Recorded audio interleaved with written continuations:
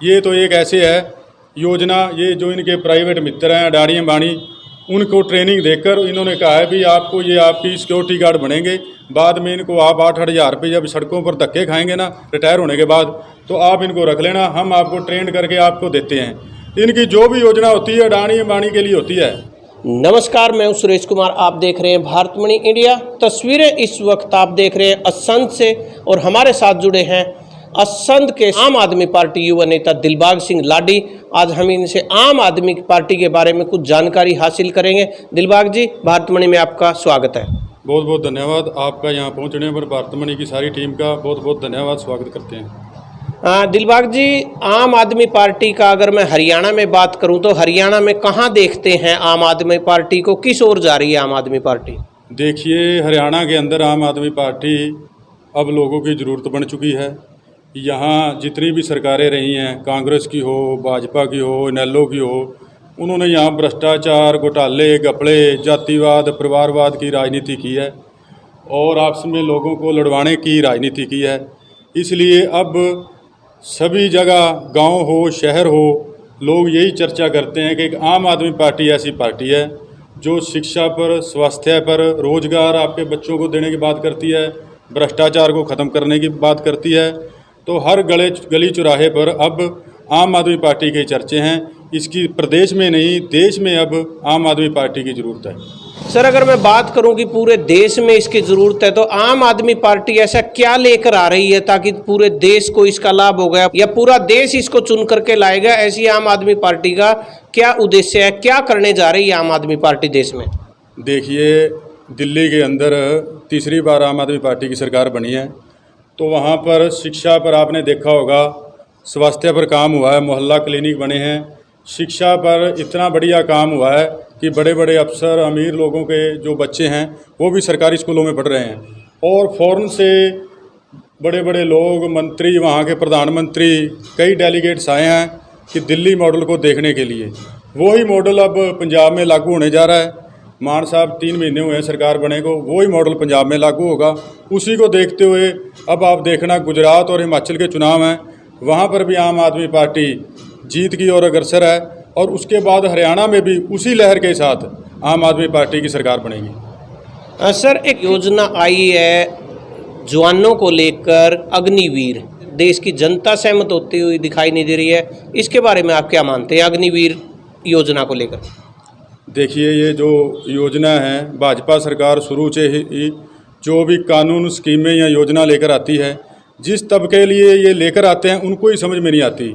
चाहे आप देख लेना, सीए लेकर आए तो इन्होंने कहा कि मुसलमानों को समझ में नहीं आया, नोटबंदी लेकर आए, व्यापारियों को समझ नहीं आया, जीएसटी अर्थशास्त्रियों को नहीं आया, किसानों के लिए बिल लेकर आए, वो किसानों को समझ में नहीं आया। तो अब ये युवाओं के लिए लेकर आए, ये कह रहे हैं इनको समझ में नहीं आया। तो इसलिए ये जो योजना जिसके लिए लेकर आते हैं उस तबके को समझ में नहीं आती, उसके खिलाफ होती है। और ऐसी योजना ये अपने आप अपने इसी कमरों में बैठकर बनाते हैं, धरातल पर ये देखते नहीं भी ये योजना अच्छी है या बुरी है। तो जो हमारे युवा साथी 2 साल से तैयारी कर रहे थे फौज की, उनको ये था भी भर्तियाँ आएंगी, कोरोना की वजह से नहीं आई। उनका ये था भी भर्ती निकलेंगी और हम अपने परिवार का, हम अपने बच्चों का, अपना माँ बाप का पेट पालेंगे। तो इस सरकार ने उनके साथ धोखा किया, खिलवाड़ किया, और 4 साल के लिए जो अग्निपथ योजना है ये बिल्कुल बच्चों के साथ खिलवाड़ है। सेना का भी इसमें बद्दा मजाक किया गया है और देश की सुरक्षा के साथ भी खिलवाड़ है। इसलिए मान लो अगर 4 साल 17 से 21 साल तक इन्होंने कहा है भी उसमें रखेंगे, तो बाद में उसमें ये उनको बाहर निकाल देंगे। उसमें ना तो कोई रैंक है, ना कोई पेंशन मिलेगी बच्चों को, ना उसमें कोई कैंटीन की सुविधा है, और ना ही उसमें अगर वहाँ बॉर्डर पर बच्चा शहीद होता है फौजी, तो उसकी शहीद का दर्जा भी नहीं दिया जाएगा। तो परिवार को भी कोई पेंशन नहीं। ये तो एक ऐसे है योजना, ये जो इनके प्राइवेट मित्र हैं अडानी अंबानी, उनको ट्रेनिंग देकर इन्होंने कहा है भी आपको ये आपकी सिक्योरिटी गार्ड बनेंगे, बाद में इनको आप 8-8 हज़ार रुपये जब सड़कों पर धक्के खाएंगे ना रिटायर होने के बाद, तो आप इनको रख लेना, हम आपको ट्रेंड करके आपको देते हैं। इनकी जो भी योजना होती है अडानी अंबानी के लिए होती है। देश के किसान के लिए, व्यापारी, मजदूर के लिए इनकी कोई योजना नहीं, कोई मतलब नहीं। इनके तो उन्हीं की आय दुगनी करनी है। किसान की आय इन्होंने कहा था 2022 में दुगनी हुई है, होगी, किसी की नहीं हुई।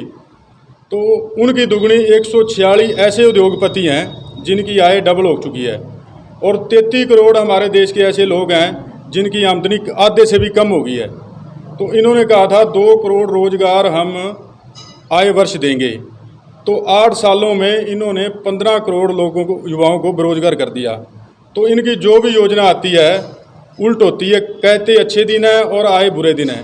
तो इसलिए आम आदमी पार्टी ही अब इनका विकल्प है।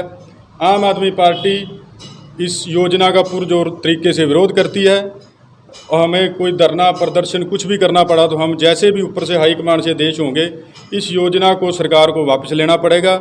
ये हमारे बच्चे युवा साथियों के भविष्य के खिलाफ है, और देश की सुरक्षा को भी इसमें, देश की जो सुरक्षा है, सेना है, उसका भी मजाक किया गया, उसके लिए भी सुरक्षा पर भी सेंध लग सकती है। दिलबाग जी, एक SYL का मुद्दा अभी हरियाणा और पंजाब के बीच काफ़ी गरमाया हुआ है। महज एक गाने को लेकर SYL के पानी को कहीं ना कहीं जोड़ा जा रहा है पंजाब और हरियाणा के भाईचारे को लेकर, इसके बारे में आप क्या कहेंगे?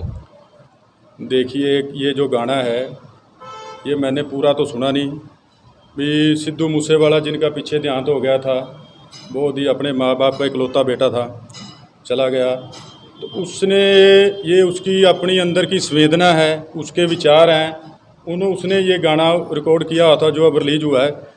तो ये SYL का जो मुद्दा है, सरकारें तो चाहती हैं ऐसे मुद्दों में लोग उलझे रहें, तो जो अग्निपथ वाला मुद्दा था वो भटक जाए और मुद्दे भटक जाएं। तो एक गाने से ना तो पानी आता है ना पानी रुकेगा। तो उसके विरोध में हमारे यहाँ से भी कई भाई थे भी हम पानी लेकर रहेंगे। तो मैं तो ये कहना चाहता हूँ कि ना तो सिद्धू मूसेवाले ने पानी रोक रखा है, ना उसके कहने से रुकता, ना उसके कहने से आता। तो ये भाईचारा ख़राब ना करें, आपस में प्रेम प्यार से रहें।